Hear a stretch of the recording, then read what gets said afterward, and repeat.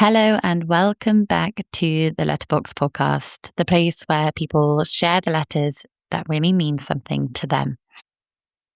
Now, I know that it's a little unusual to hear from me on a Friday, but this letter just came into me, and although all of the letters are incredibly important to me, it felt like this one really needed to come out as soon as possible.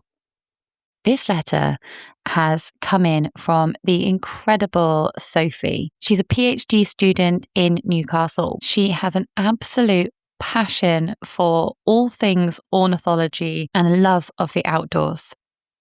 Yesterday, she made a post on her Instagram page, which I will tag in the show notes, that went viral. And it's because she was talking about a disaster that has happened in our British seas that seemingly nobody was talking about. She and thousands of volunteers have been spending hours upon hours on the shores of the northeast coast of England, sifting through the sand and water, trying to collect as many nurdles as they can. Now, if you're like me, I had never heard of a nurdle until I saw her video.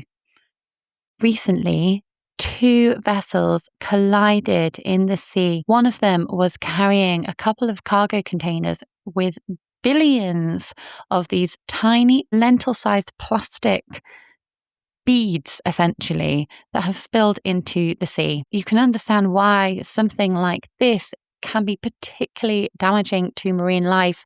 So the fact that there was a delayed response in people hearing about it or any action to start a clear up, it's really devastating for the seas, but people like Sophie and the organisations that have since joined to try and clean up the spill is just incredible.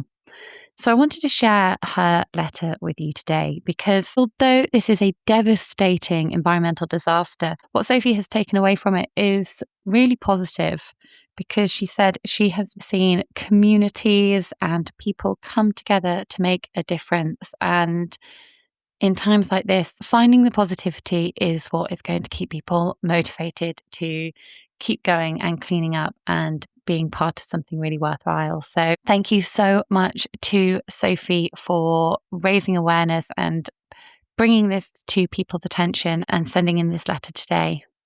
And to all of the other people who are there with their sieves sifting through sand to collect these nurdles.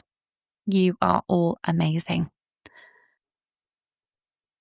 Just before I read her letter to you, if you have not already, please do press that follow button. It is the best way that you can support the podcast. But for now, our letter from Sophie. To the Nurdle. I had no idea what a nurdle was until about a week ago.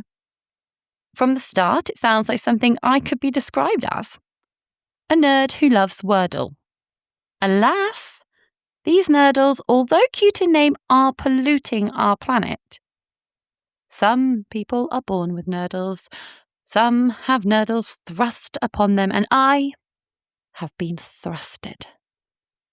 25 tons of lentil-sized plastic pellets, over 1 billion circles of pollution have just entered the River Tyne. Was it on the national news? No. Did they even try and clean them up? Not for 3 days. 3 days! 12 high tides and 12 low tides, these nurdles were washed away and dragged out to sea. 3 days until someone stopped to think, hey, maybe this isn't a good thing. Maybe we should stop the spill. But by then, the damage was done. Up and down the northeast of England coastline, the nurdles are now spreading like a plague. Buried in the sand, bound to seaweed. This is a problem for generations to come. And yet, a glimmer of hope emerges from the sand. A community emerges. First, a couple picking up the pellets before work, an elderly lady with her sieve filtering through the sand. More people join. Word begins to spread. Families, 3 generations, friends, colleagues, councils, and partners band together, searching the sand inch by inch. After a couple of hours, I check my bag. There is maybe 1,000 pellets, a few handfuls. The ache in my back tells me I've done the work, but why don't I see it? It's because you need to look at the bigger picture. The Earth is a closed system. Nothing is created or destroyed, only transferred. That means everything we do has a knock-on effect. While I may only have a few handfuls of nurdles, the thousands of other volunteers do too. That means we don't just have thousands in hands, we have millions. And soon, the millions will hit the figure we need. 1 billion. So while this disaster has happened, while it will devastate our marine life, I still have hope. Because when we band together, we can make a real impact. Wow, Sophie, thank you so much. That was such a wonderful letter and so important. The message in Sophie's letter about the importance of coming together as a community and helping, although totally relevant to what is happening in the northeast of England right now, we can take that and put that into absolutely any situation. By working together, we can make an impact. So although I can't physically be with Sophie on the beach collecting these nurdles, I know I and everyone listening all around the world will be so thankful for every single one of those pellets that is removed from the ocean.